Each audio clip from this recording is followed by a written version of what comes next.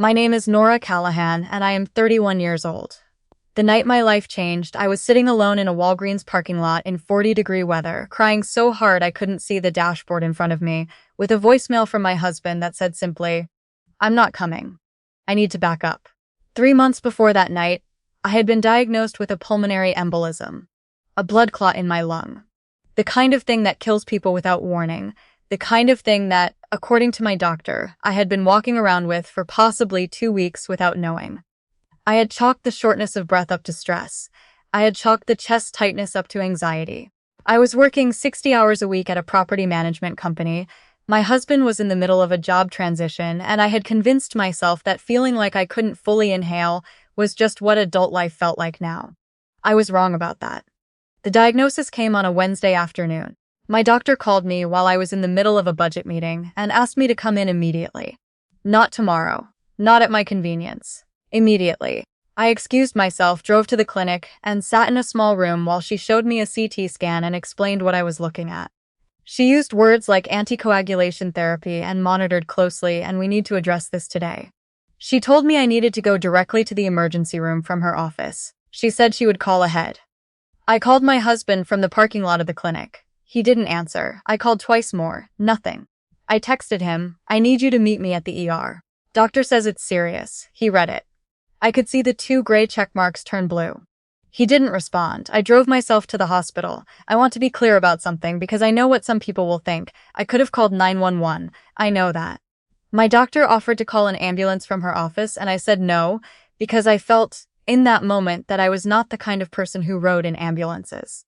I was the kind of person who handled things. I was the kind of person who figured it out. That belief, that stubborn, deeply ingrained belief, is something I have spent a lot of time thinking about since. When you are conditioned to manage everything yourself, you do not reach for help even when your life is literally on the line. You reach for the people who are supposed to be there. And when they don't answer, you get in the car alone. I parked, walked into the ER, gave my name at the desk, and sat in a plastic chair for 11 minutes before I was taken back. My doctor had called ahead just as she promised. The triage nurse knew my name before I said it. Over the next 4 hours, they stabilized me, started me on blood thinners, and admitted me to a monitored room. A nurse helped me fill out my intake paperwork. When she got to the emergency contact line, I wrote my husband's name and number. She asked if I wanted to call him. I said I had already tried. She didn't say anything to that. She just moved to the next question on the form. He showed up 6 hours later. Not 6 minutes. 6 hours. He walked into my room around 10 p.m. smelling like he had been at a bar, which he had been, because I found out later that he had gone to watch a football game with his brother after he read my text. He told me, when I asked him directly, that he hadn't thought it was that serious. He said I had a habit of being dramatic about health things. He said he figured I would text him if it got worse. I had a blood clot in my lung. I had driven myself to the emergency room. I had sat alone in a hospital bed for 6 hours while my emergency contact watched football. And his explanation was that he figured I would text him if it got worse. He stayed for about an hour. He asked if I needed anything from home. I said I needed him to stay. He said he had an early morning the next day and that I was clearly being taken care of by the medical staff and that he would come back in the morning. He kissed my forehead. He left. I stared at the ceiling for a long time after that. This next morning, he did not come back. He texted me at 9 a.m. to say his morning had gotten complicated and he'd try to stop by later. Later turned out to be never. I was in the hospital for 3 days. He visited once for 1 hour on the first night smelling like beer. I would like to tell you that was the worst of it. It was not. On the second day, my mother-in-law arrived. I want to be careful about how I describe her because I do not think she is a malicious person. I think she is a person who has spent her entire life making excuses for her son, and by the time I married him, she had refined that skill into something almost impressive. She walked into my hospital room carrying a fruit basket and wearing the expression of someone performing the role of concerned mother-in-law rather than actually being one. She sat down. She asked how I was feeling. And then, before I had finished answering, she said something I have replayed in my mind so many times that the words have lost their shape and become something almost abstract. She said, "I hope you understand that the stress of all of this has been very hard on him." I looked at her. I was in a hospital bed with compression socks on my legs and an IV in my arm and a monitor clipped to my finger, and she was sitting in the chair beside me, telling me that my hospitalization had been hard on my husband. I said, On him. She said, he's been worried sick. He doesn't always show it the way you want him to, but he feels things very deeply. I did not respond to that. I turned my head toward the window, and I looked at the parking lot outside, and I thought about the fact that I had called him 3 times from a doctor's office before driving myself to an emergency room, and I thought about the 6 hours I had spent alone before he showed up, and I thought about him leaving at 10 p.m. to get a good night's sleep, and I let myself feel, very quietly, exactly what I was feeling. She stayed for 45 minutes. She ate one of the oranges from the fruit basket she had brought me. She told me about a home remedy involving turmeric that had helped her sister's circulation. She left. On the 3rd day, my doctor came in for rounds and told me I would be discharged the following morning if my levels remained stable. She went through my aftercare instructions carefully. She explained the medication I would be on for the next 6 months, the follow-up appointments I needed to schedule, the warning signs that would require an immediate return to the ER. It was a lot of information. I was writing it all down alone because no one was there to help me remember it. That is when the door opened.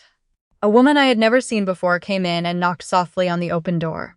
She was somewhere in her mid-50s, wearing hospital volunteer attire, a blue vest over a white shirt, with a small stack of crossword booklets and a bag of pretzels. She asked if I would like some company or if I preferred to be left alone, and she said it in a way that made it clear. Either answer was genuinely acceptable. I said she could come in. Her name was Margaret Osei. She told me she had retired from 30 years of nursing 2 years ago and couldn't quite figure out what to do with herself, so she started volunteering on the medical floors 3 mornings a week. She said she was mostly there to sit with patients who didn't have anyone with them, which told me, without either of us saying it, that the nurses had mentioned my situation to her. She sat down in the chair my mother-in-law had occupied the day before, and she asked me what I did for work. Not how I was feeling, not what happened, not the polite small talk of someone filling time. She asked me what I did, and when I told her I worked in property management, she asked me what part of it I liked best. I told her I liked the tenant advocacy side of it, the part where renters actually understood their rights and weren't taken advantage of. She nodded slowly and said that was interesting, because most people assumed property management was adversarial, but it sounded like I had made it something else. That was the first real conversation I had had in 3 days. We talked for almost 2 hours.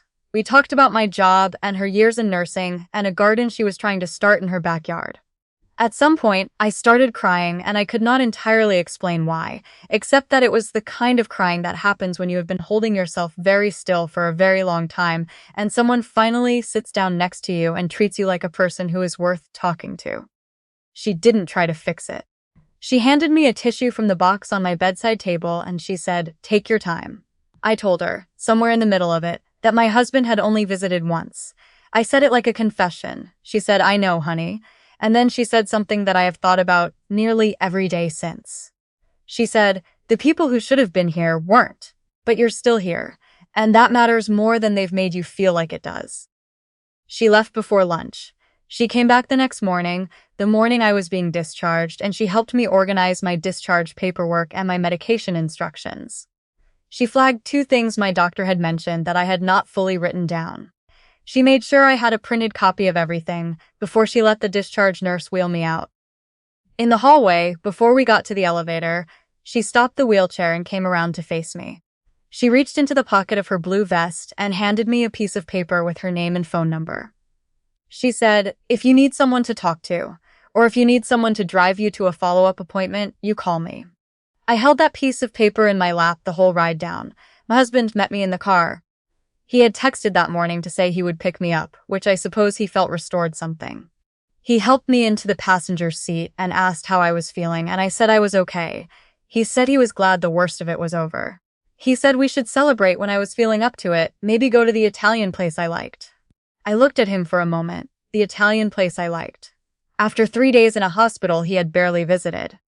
I looked at him, and I thought about Margaret Osei sitting in a volunteer vest, handing me her phone number in a hospital hallway, and I thought about how the distance between those 2 things was the distance between what my marriage had always been and what I had refused to see. I said, "Sure, that sounds good." But I knew, in the quiet way you know things when the fog finally lifts, that I meant something very different by that than he thought I did. The weeks that followed were the most clarifying of my life. I was on blood thinners, which meant regular lab draws, dietary restrictions, and a follow-up schedule that required someone paying attention. My husband's involvement in that recovery consisted of reminding me not to cut myself shaving because of the bleeding risk, which he mentioned once, in passing, while looking at his phone. He did not come to a single follow-up appointment. He did not learn the name of my medication. He did not ask about my levels. When I mentioned once at dinner that my INR had been slightly off and I needed to adjust my dosage, he said, "What's an INR?" I had been on anticoagulation therapy for 3 weeks. Margaret, however, drove me to my second and third follow-up appointments.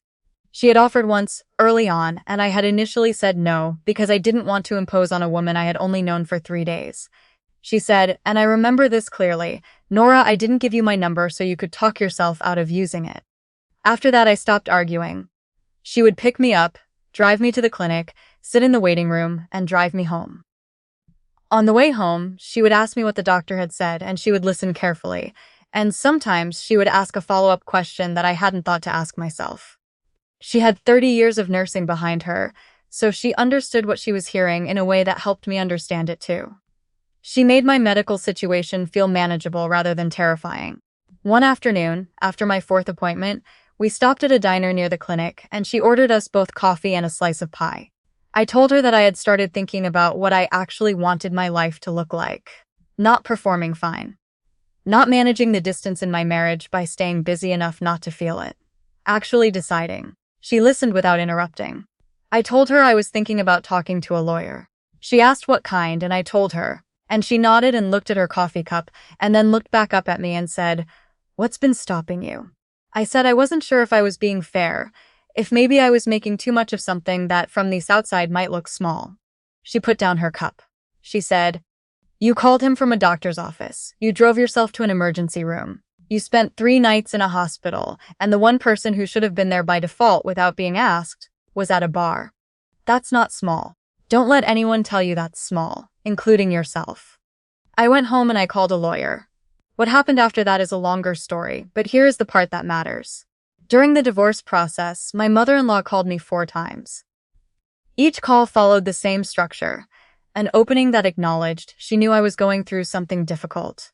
A middle section that reframed the events of my hospitalization in ways that significantly credited my husband with emotions he had never expressed. And a closing that suggested I was perhaps acting impulsively and should take more time to think.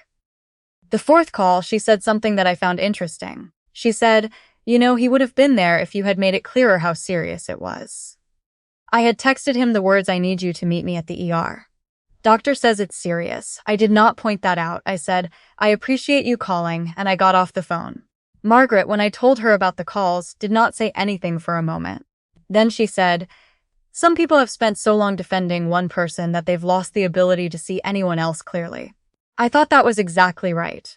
The divorce was finalized 8 months later. I will not say it was easy.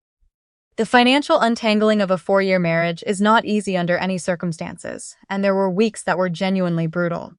But I will say that I was never uncertain. The clarity I had found in that hospital room, lying alone while my emergency contact watched football, had not left me. It had only gotten sharper. Margaret was at my apartment the night the paperwork came through. She had brought soup, the good homemade kind, in a glass container, and she sat with me at my kitchen table while I signed the final documents. When I put the pen down, she reached across the table and put her hand over mine and said, "How do you feel?" I had to think about that for a second. I said I felt like someone who had been holding their breath for 4 years and had finally exhaled. She smiled. She said, "Good, because that's what it's supposed to feel like."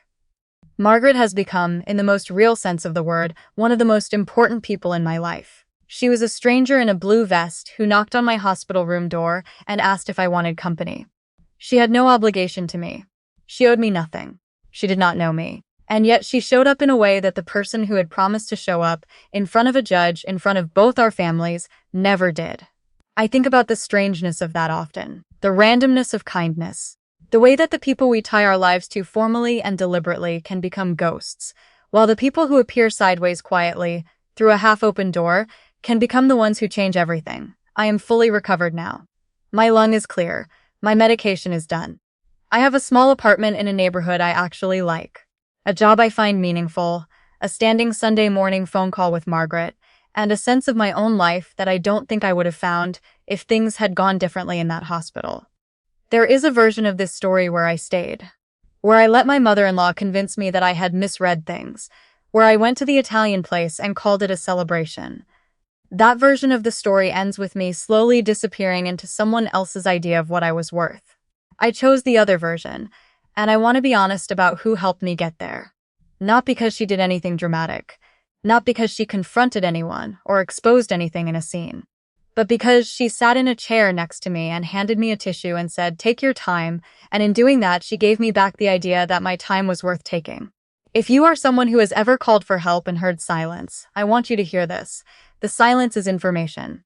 It is painful, brutal information, but it is information. And the people who show up without being asked, who knock softly on half-open doors, who hand you their phone number in a hallway and mean it, they are showing you something too.